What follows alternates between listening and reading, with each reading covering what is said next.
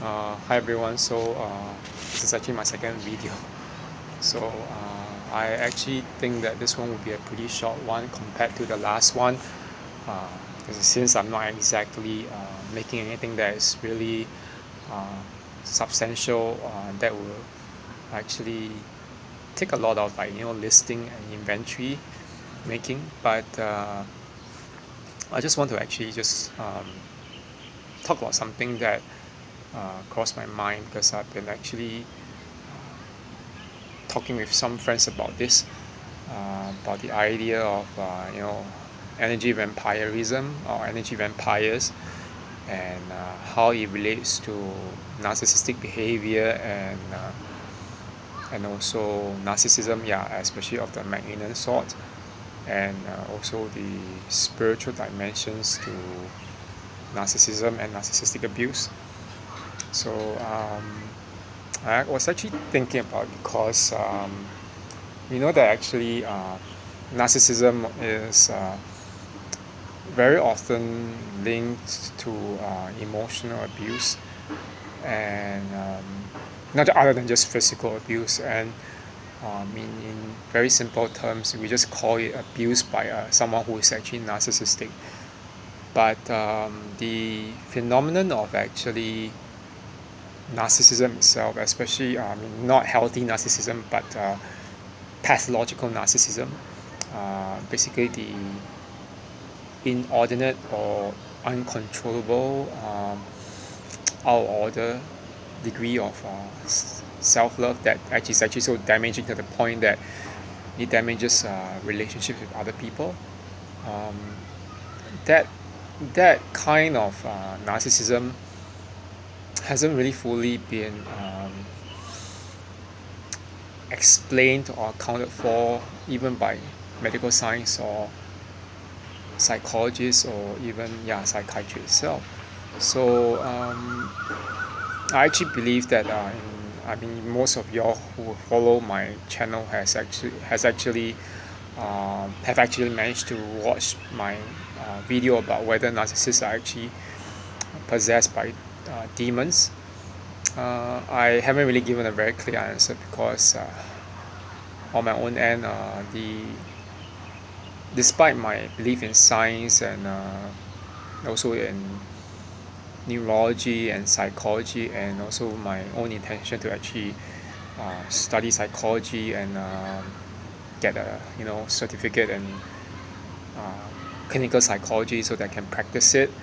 Um, I think that there are certain causes to pathological narcissism that cannot fully be addressed or cured. Yeah, it can't be cured by medical science or psychology or psychiatry because the causes are actually very deep. Yeah, they're very deeply ingrained. It's just like you can't really so-called, people in spiritual circles say, like they say, or even atheistic circles say, you can't, for people who suffer from things like, or not just suffer, but who actually constantly struggle with, feelings of attraction to their same sex. They say you can't pray away the gay for these people. Uh, I don't think in the same way you can't pray away the narcissist in that person who suffers from it. So I really believe that narcissism is actually very spiritual. Because if you look at the origins of the myth itself, Narcissus, yeah, the youth who became the flower, which is the Narcissus flower. He was, according to the Greek myths, that he was a demigod. Yeah, he was a demigod. He was born of one of the gods, and a nymph. Yeah, and a nymph, being a fairy, a river. Yeah, and then he had this inordinate love for himself that he thought that he was really the most beautiful man, but he insulted I think Athena Athena, and leading her to curse him, to gaze at his reflection non-stop until he became that flower. So yeah, he couldn't really budge. So but I think that if we were to actually just go back, just go back even after that myth to modern explanations of that, or even even post-Greek, post-classical explanations. You just think about it. The word psychology came from the Greek word psyche. Psyche meaning the state of mind in our modern language, but in the ancient Greek language, psyche was also the other term for soul, S-O-U-L, soul. Okay, our spirit, that part of ourselves that we have from God. Yeah, that the breath of God that brings us life. I know that some people are atheists and they're not spiritual, so because of that, they can't really say that they believe that there's such a thing called thing or person or being called God. But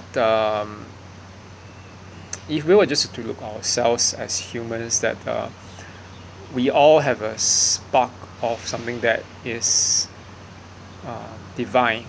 We do not just behave like animals. We don't go around doing things like tearing apart each other. Yeah, animals do that, all in the name of survival.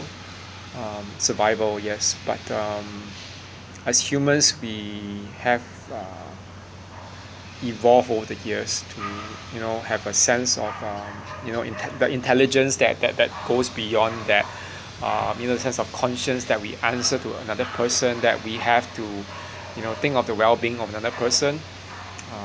That in itself is a connection to the soul and to our psyche. Yes, our psyche. So why am I talking about this? Okay, the reason why I'm talking about this is also because if you have actually any inkling of what was being said, it's been a very a meme in itself, a meme, sentence by this 20th century or 21st century French philosopher Teilhard de Chardin, of the Society of Jesuits. He actually said that we are spiritual beings having a human experience. We are not human beings having a spiritual experience. Okay, let me repeat that again. We are spiritual beings having a human experience. We are not human beings having a spiritual experience. Okay, so what is the effect of his own theology, or his view of psychology, which is called spiritual psychology? Teilhard de Chardin, okay, so this French philosopher and Jesuit priest had actually stated that in this very quote, that our spirit, our own, the spirit being the psyche, where resides our sense of morals, our conscience, our sense of empathy, who we are in relation to everything else and everyone, and even to God and the universe. This sense of being precedes everything. It gives us life. It allows us to actually describe our own experiences. So I think it's very important to be aware of this particular spiritual dimension when we approach narcissism and even the abuse that we've been through as victims and survivors of narcissistic abuse. It will give us actually pause to start thinking maybe we ought to leave, and we need to start living a life that is actually accountable for ourselves. And I was actually talking with one particular senior citizen in the gym quite a few days ago, because I was talking to him about my last experience 6 years ago, with the former one of the former narcissists in my life, and also another friend, former friend, whom we all suspected was actually either histrionic or borderline.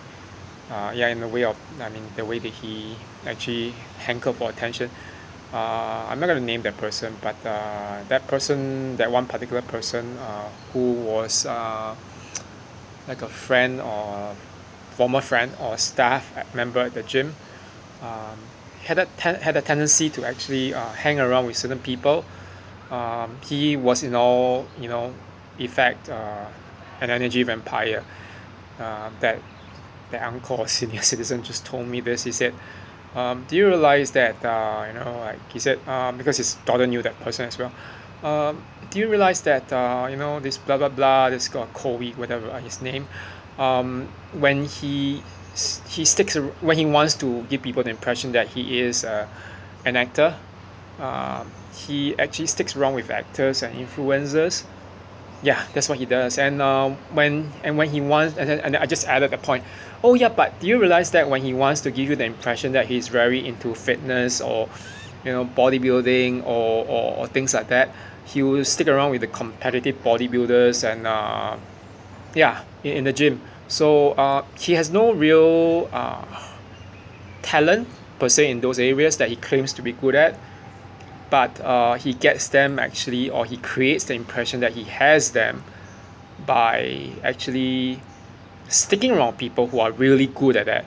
So I mean, from my own point of view, as someone who actually competed in physics competitions and who used to be much more active few years back, I just got back recently again, but I felt that it seems quite obvious that there's something very spiritual beyond the psychological bit. That particular narcissistic person, or I mean, who was a former friend, had no real personality per se. He was sticking around with us and with anyone else to give, to project the impression that that was who he was and what he was good at, when it wasn't the case. So yeah, so this is what I think that they do. They tend to stick around with people who are not exact, who are actually very good, so that they can actually benefit of them. This kind of like energy vampirism is very spiritual. It's definitely it's linked. It's just more than just physical, because I I myself found that in years ago, I mean that those few years ago, when I was with one other like narcissist hanging around with them, a bunch of friends. Uh, I felt that it's like I was suffering a lot in my own personal pursuits and endeavors. It's kind of weird, because if I was like interested in something and good at something, like for example my own interest in working out, fitness, bodybuilding, things like that. Uh, I wasn't doing well in my job then as a fitness trainer. I left after barely like months, and I went on to competing in a show, but I fell sick. Yeah, I really fell sick, and I was admitted to. I remember that I was admitted to hospital one day, and for one day, and it's just because of some issue with kidney stones. I mean, thank God that is really. I mean, now I don't get any more attacks like that. But it makes me realize that actually narcissism really goes back very deep, and I mean the fact that I was treated that way, and my body, as someone who's empathetic, I was developing a lot of health problems uh, that seem to be linked to stress and to my own the spiritual side of me that was trying to react to get them out of my system. I think it's important to sort of realize that narcissism is a very deeply spiritual issue, and if we do not actually uh, cut out those ties that are spiritual with these people, they will actually continue to affect us. So yeah. So anyway, that's it for now, and I think I have to go and get some things done. But this is what I actually have to say for now. I'll share more later on about the effects of narcissistic abuse. So yeah. So I hope everyone has a good rest of the day. Okay. Thank you very much. Bye bye.